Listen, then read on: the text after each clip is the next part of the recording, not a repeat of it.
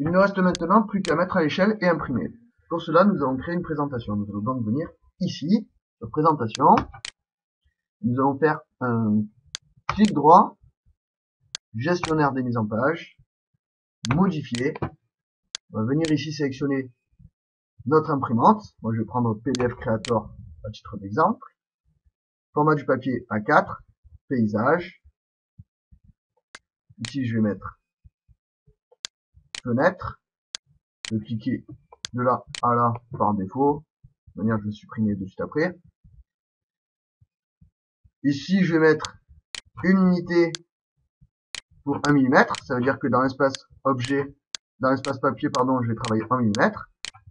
Et je vais faire OK. Fermer. Je vais supprimer cette fenêtre et je vais en créer une nouvelle avec ce bouton ici. Fenêtre unique. Je vais cliquer ici. Venir là.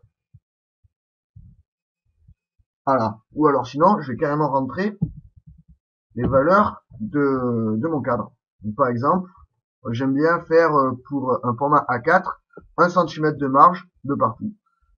Donc 297 pour la largeur, pour 29,7, je vais mettre 27,7. Et pour la hauteur, 210 moins 2 cm, ça fait 190. Entrée. Ma fenêtre s'affiche automatiquement avec à l'intérieur mon tracé. Je vais faire un double clic ici et ici je vais pouvoir rentrer mon échelle. Vu que dans l'espace papier je suis en millimètres, je vais mettre 1000. Si j'avais été en centimètres, j'aurais mis 100. Et si j'avais dessiné en mètres, ce qui n'est pas recommandé dans l'espace papier, j'aurais mis 1. Je mets un slash et je mets l'échelle à laquelle je veux imprimer. On avait prévu de faire ce dessin au 50e, je vais donc mettre 50. Entrée. Je vais venir ici, je double-clique en dehors de ma zone de dessin ici pour revenir dans l'espace papier. J'aurais pu faire aussi comme ceci. Hop, espace papier, hop, espace objet. Là, je suis pas du tout centré, je vais donc faire un centrage tout de suite. Donc, un clic droit sur présentation, gestionnaire de mise en page, modifier, et ici, centré. OK. Fermé. J'ai encore un petit décalage, c'est parce que j'ai pas bien fait ma fenêtre. Donc, je vais refaire un clic droit ici, gestionnaire des mises en page, modifier. Donc, je laisse ici sur centré, je mets fenêtre, tu vois, de ce point-là à ce point-là. OK. Fermé. Je reprends, clic droit, gestionnaire des mises en page, modifier. Je clique ici sur centrer. Ensuite, je prends ma fenêtre. Je clique de là à là. OK. Fermé. Je vais maintenant centrer mon dessin manuellement comme ceci. Entrée. Pour vérifier que mon échelle est toujours bonne là-haut, double clic à l'extérieur. Voilà. On aurait pu aussi, par exemple, venir comme ça et faire, par exemple, hop, hop, pour par la suite un cartouche. Et, par exemple, revenir faire un calque ici. Pardon, hop. Comme pour appeler, par exemple, 0, pour qu'il arrive tout en haut, cadre, cartouche. Et sélectionner la couleur qui va bien, à savoir le noir. OK. Et fermer. Je sélectionne, je mets dans le bon calque. Et c'est impeccable. Et il reste encore un petit souci. Ici, on voit que notre trait n'est pas à la bonne échelle. C'est parce qu'en fait, AutoCAD calcule lui-même la mise à l'échelle. Mais étant donné que là, on est sur un facteur assez important et que, de toute manière, quelle que soit l'échelle, j'ai envie que mon trait apparaisse de la même manière à l'écran, je vais venir ici, sur le type de ligne, je vais mettre autre, je vais mettre ici, je vais dégliser les unités de l'espace papier pour une mise à l'échelle. Ok. En fait, il faudrait que je fasse un regen, donc RG, je pense qu'on a tous le même raccourci clavier, et ma ligne est enfin à la bonne échelle. Maintenant, nous allons faire une configuration de tracé.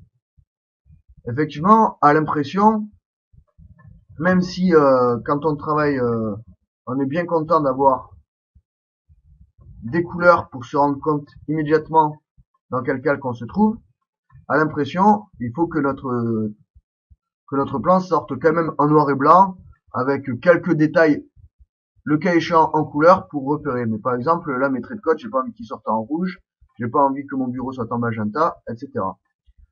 Et j'ai envie que à chaque couleur, au traceur, chaque couleur corresponde à une épaisseur, et tant qu'à faire, une couleur. Ainsi, on aura une épaisseur pour mon mobilier, avec une couleur pour le mobilier, etc. On s'occupe de ça tout de suite. Donc, il faut faire ici tracé. Ici, on va faire nouveau. Commencer avec un brouillon. Suivant. On va lui donner un nom. Échelle 50 par exemple. Et puis ici, devant, ce que je fais, c'est souvent je mets le nom de l'entreprise. Donc par exemple, bon, ici je vais marquer CAD and 3D, échelle 50. Suivant. Éditeur de la table de tracé. Je sélectionne ici. Et là, de ce côté-là, il y a toutes les couleurs. Ici, la couleur qu'il faut utiliser pour l'objet. Donc concrètement, là, si je prends le rouge, moi j'ai envie que ça s'imprime en noir, donc je vais mettre noir. Panachage, je m'en occupe pas. Niveau de gris, je m'en occupe pas non plus. Et la projection, si on met 0, ça apparaîtra pas. Si on met 50, ça apparaîtra en clair. Et si on met 100, ça apparaîtra normalement. Utiliser le type de ligne de l'objet. Moi, je laisse tel quel. Je touche pas. Épaisseur de ligne, c'est là où c'est très intéressant. Vu que c'est des traits très fins, que c'est des traits de cotation, on va mettre 0.1. On n'aurait pas mis la même épaisseur si on avait travaillé, par exemple, au 200e. Au 200e, on aurait mis 0,05, par exemple, ou au centième 0,8. Bon, après, c'est chacun travaille comme il veut. On aurait pu mettre, par exemple, moi ici 0,2 et au centième 0,15, etc. Une configuration de tracé pour le 50e, une pour le centième, une pour le 200e, et le cas échéant, une pour le 500e. Donc, style de fin de ligne. On peut choisir ici soit losange, soit rond, soit carré, soit mieux. Ça a peu d'importance. Pour les cotations, moi j'aime bien mettre arrondi et puis mettre carré pour les autres types de lignes, mais c'est complètement discutable. On peut vraiment faire suivant ses goûts. Donc, moi ce que je veux, c'est que tous mes traits ici, toutes mes couleurs, soient toutes en noir. Donc je vais sélectionner toutes mes couleurs. Je vais mettre ici, je vais choisir noir. Voilà. Ensuite, j'avais ici mon mobilier. Mon mobilier, j'ai pas envie qu'il vienne en noir, j'ai envie qu'il vienne en gris foncé.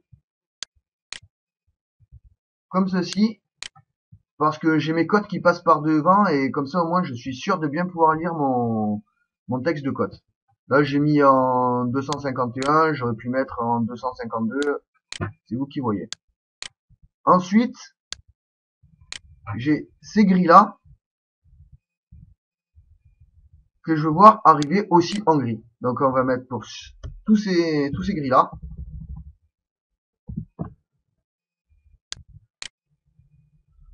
On va les mettre,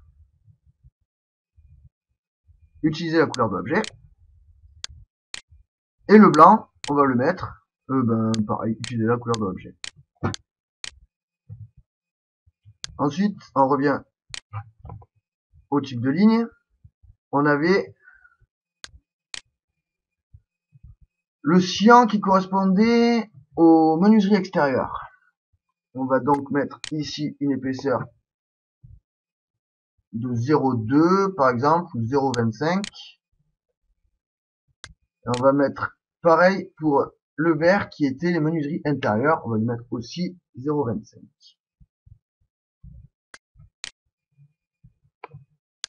0,25. Le noir, c'était le gros œuvre. Donc le gros œuvre, on va mettre un peu plus gros. On va mettre par exemple, on est au 50e, on peut se permettre de mettre du 0,5.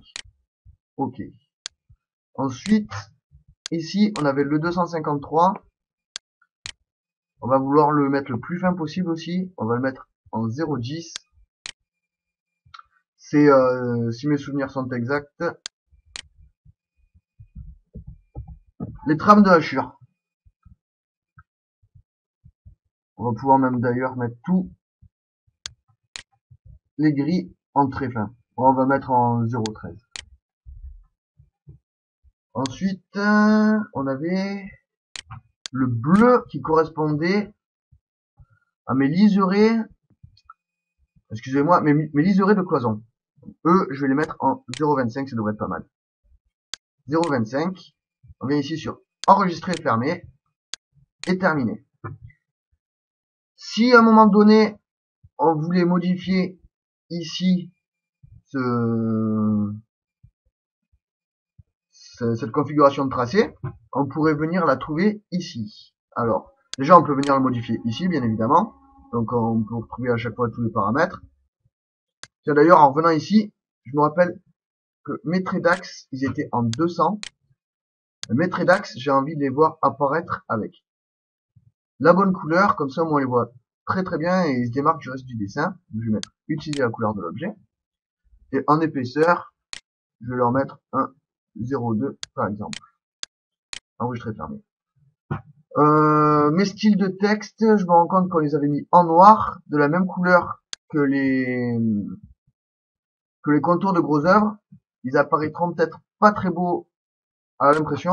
On pourra peut-être les modifier du coup par la suite. Donc je mets appliquer à la présentation. Ok. Donc j'étais en train de vous dire où étaient placées mes configurations de tracé. Donc si on vient ici dans outils, options, je vais aller un peu plus doucement. Outils, options. Si on vient ici dans fichier, ici il y a chemin de recherche de fichiers de support. On va faire un clic ici et tout en haut, on va mettre en surbrillance en cliquant une fois et une deuxième fois. On va faire CTRL-C. On va venir ici dans recherche et on va mettre CTRL-V pour coller, pardon. Et ici, on va enlever support pour arriver dans le dossier FRA. Entrée. Et là, ici, on a Plotters. Si on double-clique sur Plotters, quand on va dans Plot Style, on retrouve ici Cadence 3D, échelle 50e. Donc, on pourra donner cette configuration de tracé à toute personne qui voudra imprimer ce plan avec la bonne configuration de tracé. Fermé. Cliquez. OK. Il nous reste plus qu'à imprimer. CTRL-P. OK. Et on va voir de suite le rendu. Voilà, le plan est terminé. Je trouve que la lisibilité est plutôt pas mal. On aurait pu rajouter ici une cote pour détailler le décroché de cloison. On aurait pu rajouter aussi une cote ici et ici pour coter un peu mieux le bureau. On se rend compte ici aussi que le trait en fait apparaît au-dessus de ce trait là, mais c'est pas trop gênant. Et on aurait pu mettre les arcs de cercle ici et ici dans une autre couleur pour alléger un petit peu le plan. J'espère que ce tuto vous aura aidé. À bientôt pour le prochain.